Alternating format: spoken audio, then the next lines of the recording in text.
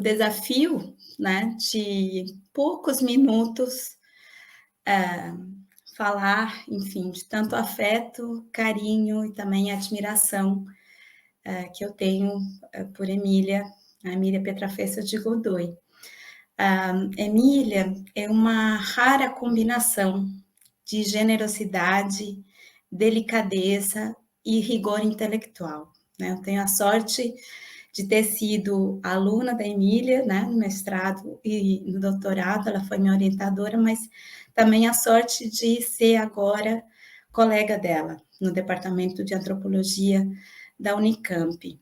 E, enfim, nos meus agradecimentos, né, da minha tese de doutorado, eu disse que Emília era uma dádiva, né, e que, enfim, era também um dos dons raros, né, no mundo acadêmico, e que ela, enfim, ela se doa, se dá, e também, né, é uma enorme dedicação que dá de tempo, e de dedicação mesmo, né, ao trabalho dos seus orientandos e das suas orientandas.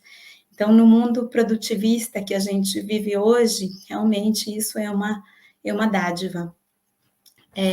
Emília formou, né, mais de 35 pesquisadores e pesquisadoras de mestrado e de doutorado que estamos espalhados no Brasil todo, né? Enfim, ela tem tido uma atuação muito importante, né? Eu poderia destacar muitas coisas, mas eu escolhi algumas, né? Uma dedicação extremamente importante em 2 programas de pós-graduação, né, da Unicamp, o doutorado em Ciências Sociais, especificamente na linha de representações do mundo rural, na qual ela, enfim, já coordenou várias vezes, e no programa de pós-graduação em Antropologia Social, né? A partir desses 2 programas, ela formou, enfim, esses mais de 35 mestres e doutores espalhados pelo Brasil. Emília faz parte também da segunda geração de pesquisadores e pesquisadoras do CERES, né, o Centro de Estudos Rurais, que é da Unicamp, que é uma referência dos estudos e pesquisas sobre campesinato no Brasil, e que, enfim, o CERES foi fundado ao mesmo tempo, praticamente, né, quando a Emília finalizou seu doutorado em antropologia na Universidade de Paris-Nanterre, Paris 10, enfim, e se integrou ao CERES, né, como pesquisadora, também já várias vezes ela foi diretora e diretora adjunta do CERES. Também formando, enfim, levando a cabo pesquisas muito importantes sobre campesinato, né, no sertão do Piauí e também no Maranhão, né?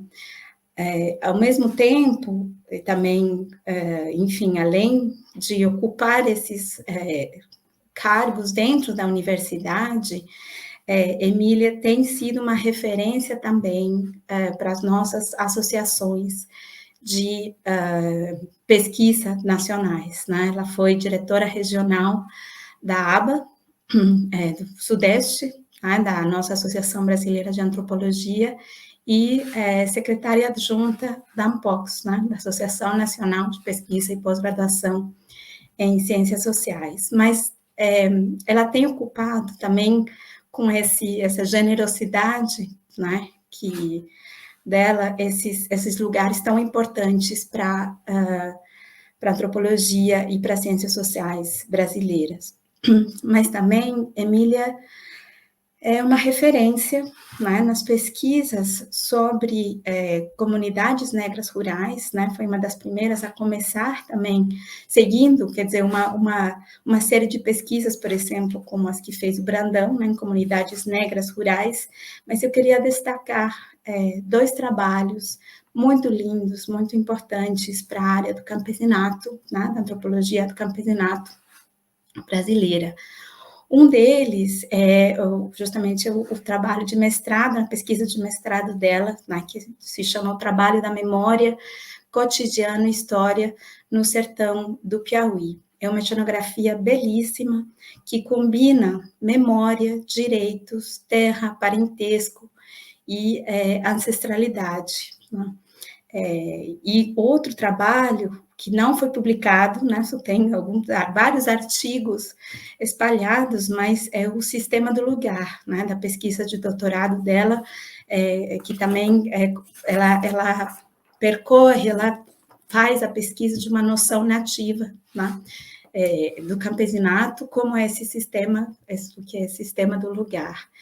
E né, pensando nessa generosidade também, desse rigor intelectual, enfim, a Emília sempre se mostrou aberta, e se mostra aberta a abrir novos caminhos de pesquisa, né, para ela, mas também para seus e suas alunas, né, e eu me beneficiei muito dessa abertura dela, dessa interlocução, né, ela com relação às pesquisas, por exemplo, com movimentos sociais, rurais, né, e o campesinato.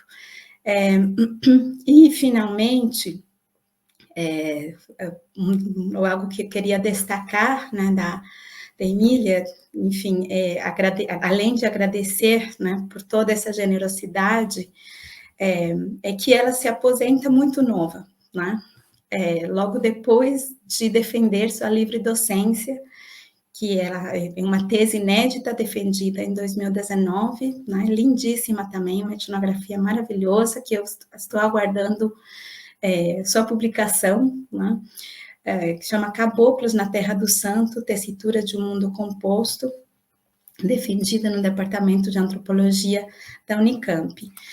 Mas por onde ela passou, ela deixou sua marca, né, a Emília foi professora de outras duas universidades públicas brasileiras, ela passou pela Universidade de Feira de Santana, na Bahia, e a Universidade Federal da Bahia. Então, ela começou muito nova, né, como professora no mundo das universidades, né, públicas brasileiras, e isso eu tenho, enfim, a agradecer, esperando também ter Emília por perto, né, como colega, também, porque ela continua orientando, né, nos programas de pós-graduação, enfim, ela por perto por muitos e muitos anos mais. Obrigada.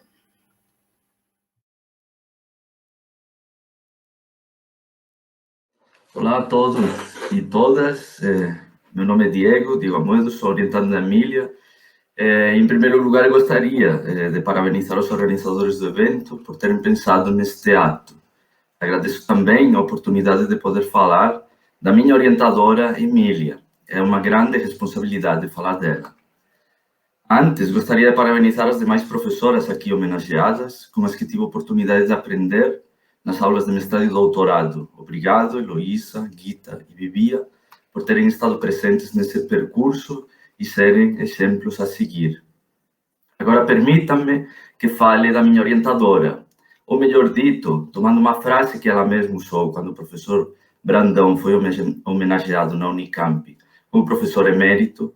Emília, naquele dia, se referiu ao professor Carlos como seu sempre orientador. Emília também é e será minha sempre orientadora. Serei sempre grato por, como você mesmo disse nas minhas defesas de mestrado e doutorado, ter apostado por mim. Foi um prazer termos caminhado juntos e é uma honra continuar caminhando ao seu lado. Quero dividir a minha fala em dois movimentos. Uma primeira parte em que trago alguns dos pontos que considero mais importantes da obra, em maiúsculo, de Emília, e, para finalizar, relatar alguns dos eventos mais emblemáticos que vivemos juntos, de cunho mais pessoal. A frase que me motivou a pensar estas linhas está retirada da tese de livre docência de Emília e é uma fala de um de seus interlocutores principais, seu José Moraes, que define a Emília em sua morada como a pessoa que constrói pessoas. Tomo com licença de seu José essa expressão e a transformo em vértice radical e inspirador, a partir do qual desenho algumas linhas de raciocínio que me levam e me trazem de volta a essa frase: como Emília cria pessoas. A obra de Emília se destaca por ser uma mistura de fina reflexão teórica com uma densa, delicada e dedicada etnografia. Emília nunca se conformou com as análises simples, ela sempre procurou desafios. Dessa forma, foi pesquisar campesinato no sertão piauiense, quando o foco de estudos do campesinato estava na zona da mata. Num lugar central para a reflexão arqueológica, Emília desenhou, do lado de categorias como território, memória, família e compadrio, uma obra clássica, mas pouco acessível e divulgada, que a editora da Unicamp precisaria reeditar urgentemente. Emília nunca fugiu da categoria de campesinato e fez parte, como organizadora, de uma das coletâneas mais importantes de estudos do campesinato, a diversidade do campesinato. Tendo como base o seu trabalho no lugar da memória, vemos uma preocupação incessante por disseminar fronteiras da disciplina. Em Além dos Territórios, junto com a professora Ana Maria de Niemeyer, vemos como as preocupações de Emília estão além do campesinato, criando uma obra em que o diálogo entre antropologia rural, etnologia indígena e antropologia urbana se concretiza e expõe o poder de reflexão conjunta sem preconceitos nem essencialismos disciplinares. Já a sua tese de livre docência com os moradores de Alcântara é um claro exemplo de como a etnografia pode ajudar a complexificar contextos já estudados, analisados e problematizados. Estamos aguardando sua publicação, que com certeza se converterá em mais uma obra referência, pois há ali um novo olhar, uma análise mais do que necessária. Dessa forma, e acompanhada pelos seus colegas da Unicamp, especialmente o professor João Monteiro, Emília foi criando a sua territorialidade. O seu diálogo com a história e o necessário conhecimento da sociologia fizeram com que Emília, desde a antropologia e desde os seres, fosse aproximando professores e professoras da FEAGRE, do NEPAM, assim como docentes e pesquisadores de outras universidades brasileiras e não só. Ela mesma mantém vínculos com o programa de pós-graduação em Ciências Sociais e até uns anos atrás era colaboradora do programa de pós-graduação do NEPAM.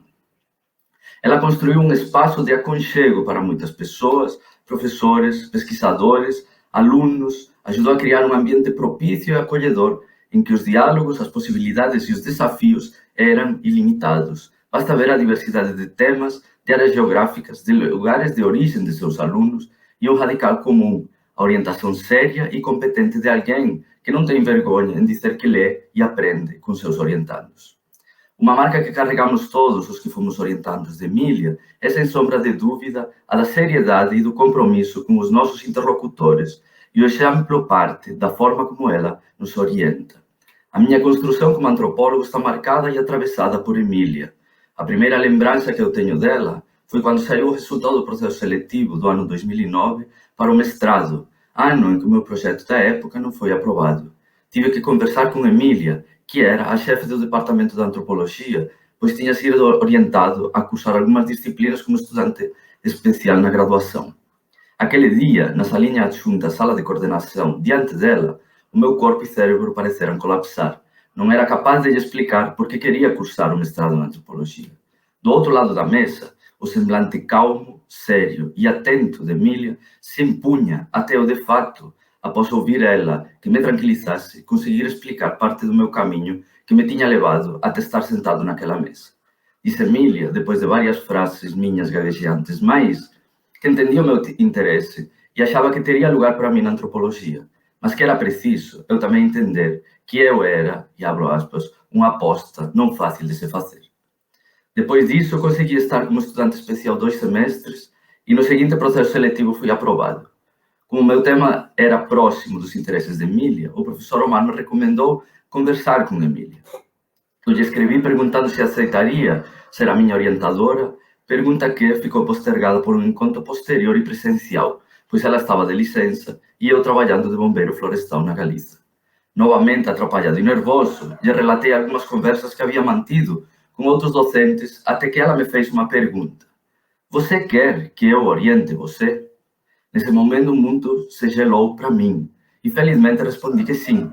Então, ela tomou a palavra de novo e me disse: agora eu sou a sua orientadora e você vai trabalhar comigo. A seguinte frase veio acompanhada com um gesto em que abriu a gaveta do escritório da sala, que ainda compartilhava com o John, e retirou meu projeto de mestrado completamente rascunhado e comentado. Desde a primeira página até a última, pontos, vírgulas e outras formulações se acumulavam nas páginas, assim como também alguns elogios. Gostei, aparecia escrito do lado de uma sentença. Ainda guardo esse projeto rascunhado e hoje sou eu quem usa o gostei para com os meus alunos. Colocou o projeto em cima da mesa e fomos página por página revisando todo o documento. Já me tinha avisado a professora Nachiele que o desafio seria chegar ao fim da orientação com Emília e ter um documento com poucas correções. Infelizmente, eu não fui tão feliz quanto ela. Com o passo dos meses, dos relatórios da FAPESP, a qualificação e o estágio em Portugal, a relação com ela ia sendo cada vez mais próxima. Não deixava de, no entanto, ser uma relação séria e comprometida. Cada leitura de Emília, o texto ganhava e crescia. A fineza de seus comentários e a confiança com que nos dota são aspectos que facilitam esse caminhar.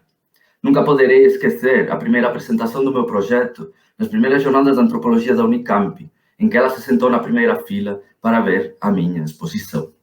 Perto do final do mestrado, com a dissertação já encaminhada, já disse que estava pensando em prestar o processo seletivo do doutorado. Me disse que me animava que eu fizesse, mas que não me ajudaria com o projeto, que caso fosse aprovado, poderíamos conversar se eu continuava interessado em ser orientado por ela. Da formalidade, seriedade e compromisso para com a sua posição de professora, orientadora, mas também de possível avaliadora de projetos de doutorado, continuo bebendo até hoje e aplicando nos meus afazeres como docente. Já no doutorado tive a oportunidade de conhecer Emília de outra forma.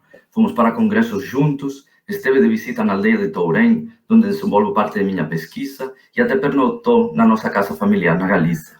A nossa relação foi ganhando densidade e intensidade, e entendimento e cumplicidade, ajudando em vários momentos complicados e decisões difíceis. Ela foi quem mais me animou a me candidatar para uma vaga de professor numa universidade federal, ainda sendo aluno do doutorado. Ainda que defendia a tese de doutorado no último dia possível, de seu lado nunca ouvi uma reprovação. Continuou me orientando, dando conselhos e mandando a calma necessária para terminar. Emília é exigente e perfeccionista, ao extremo, com os seus trabalhos e os nossos, mas também é a maior defensora de seus orientandos. Emília preza e cultiva a autonomia nos seus alunos, cria pessoas e espaços de acolhida, espaços comuns de troca e intercâmbio. Agradeço imensamente a possibilidade que Emília me propiciou de poder caminhar junto com Senilde, Nachiele, Verena, Mateus, Thaís, Márcia, Ana e tantos outros que também foram criados por Emília e sem as quais hoje nada seria como é.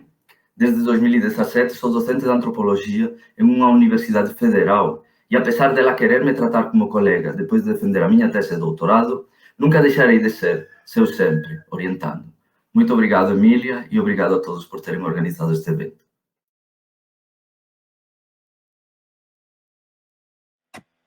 Tenho imenso gosto em falar um pouco sobre a Emília Petra Feza de Godoy, que se tornou uma boa amiga minha e companheira de trabalho quando eu estava a dar aulas na Unicamp e foi uma experiência muito intensa de colaboração, até porque eu fui visitar com ela o terreno em Maranhão, no interior de Alcântara, São João do Campo, e essa visita de terreno foi uma das visitas mais intensas que eu tive no sentido de entrar no mundo brasileiro. A Emília tinha uma relação fortíssima com as pessoas com quem trabalhava, uma relação muito intensa, muito antiga e sedimentada. Ela era uma familiar deles e eles receberam-me a mim com muito carinho e eu encontrei um mundo que é até certo ponto inesperado, porque é um Brasil duplo, é um Brasil onde a história está muito presente, a história da missão dos índios, que São João do Campo era uma missão jesuíta, mas ao mesmo tempo o presente está-se a impor com uma força muito brutal através do centro de lançamento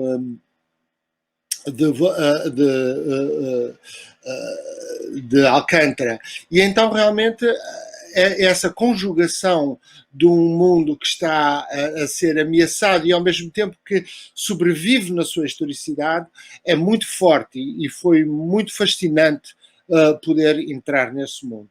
Eu creio que realmente o interesse do trabalho da Emília é a preocupação central que ela sempre teve. E essa preocupação prende-se com a historicidade de ser brasileiro na terra brasileira. E essa é uma questão fascinante. Ela começa, como vocês sabem, com o estudo dela na Serra da Capivara, no sul do Piauí, em que ela está a trabalhar uma terra coletiva, mas uma terra cuja propriedade, precisamente por ser coletiva, entra em confronto com as características do Estado moderno.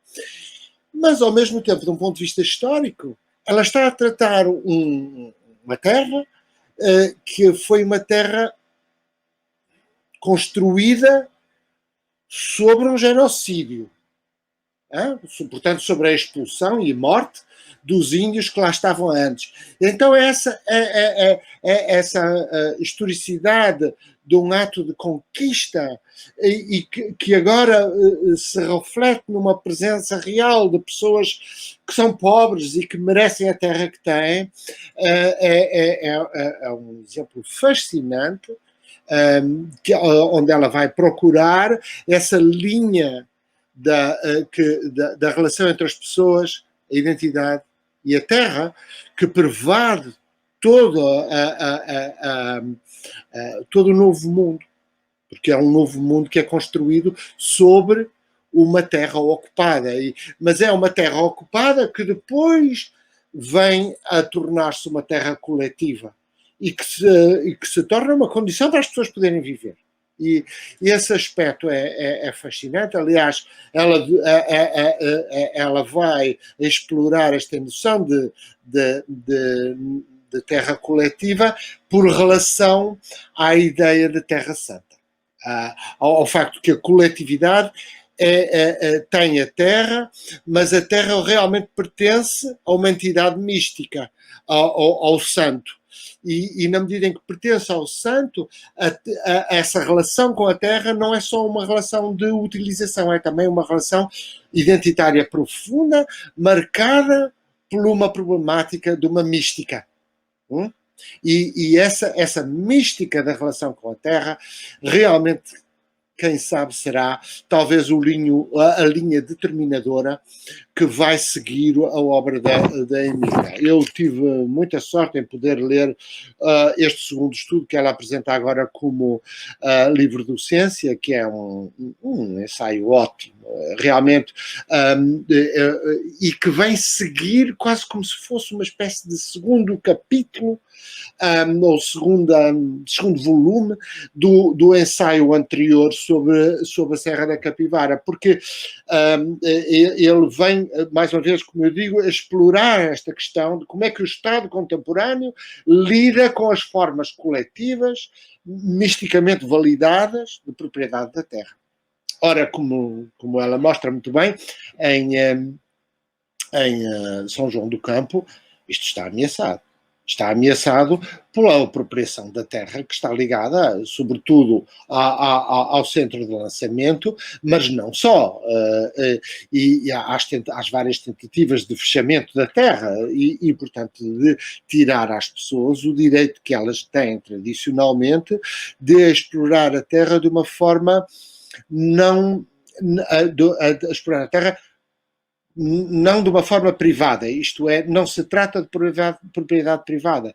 E este aspecto da relação com a terra ser mediada por uma propriedade divina e, portanto, coletiva, é realmente o cerne da exploração que ela faz. E é um documento valiosíssimo sobre a própria historicidade da terra brasileira e da maneira como a conquista original dá aso a atos de reconquista que vão sendo revalidados através da história e que hoje estão mais uma vez, a ser postos em causa por uma nova ordem económica.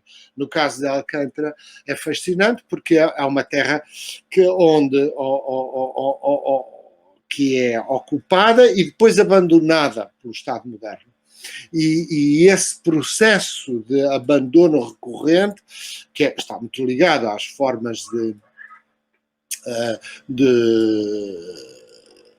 ocupação do novo económico do novo mundo, que o Sidney Mintz estudou, e aqui é muito visível.